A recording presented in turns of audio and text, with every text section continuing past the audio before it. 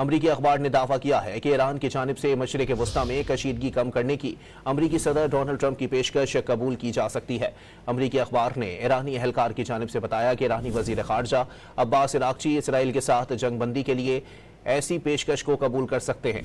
इससे कबल अमरीकी सदर ने बताया था कि वो ईरानी जोहरी प्रोग्राम पर मुज़ाकरात के लिए ईरानी हुकाम से मुलाकात करने मशरिक़ वस्ता के लिए अमरीकी मंदूब स्टीव विटकॉफ या नायब अमरीकी सदर वेनिस को भिजवा सकते हैं।